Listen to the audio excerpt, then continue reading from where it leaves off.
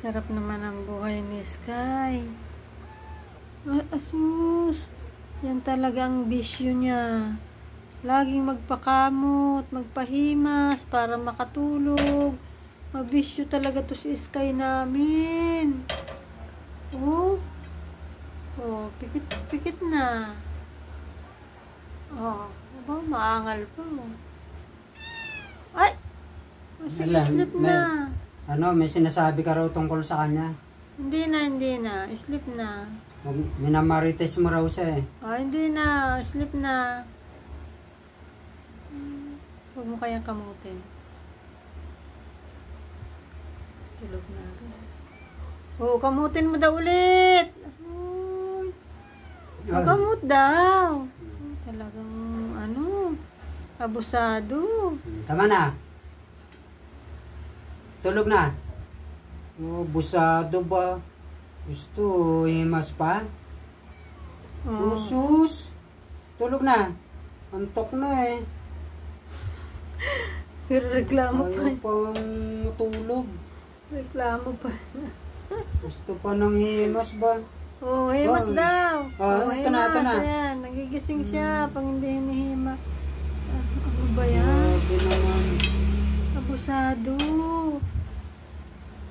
Katuwa naman to si Sky. Sleep na.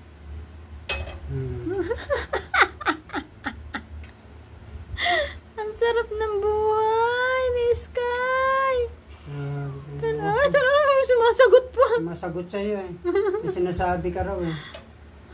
Sabi niya, sabi niya, inggit ka. Sabi niya eh.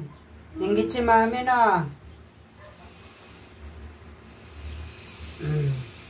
Nakatuwa si Sky eh. Nakatuwa eh. Ano ba?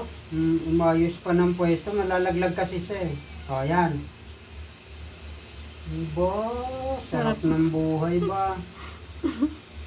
Ganyan yan sa lagi, araw-araw. Ganyan ang wisyo niyan. Mabisyo na, lit-lit pa. Ito. Palibasa, Sige na, tulog na. walang kinalakihang nanay. Nagpaampo na dito. Sarap buhay eh, Grabe talaga si Sky. What? Sorry. Chinichismis ka ni Mami. Sinchika mo raw siya eh. Sorry na. Tulog na ikaw. Dahil pang sinasabi.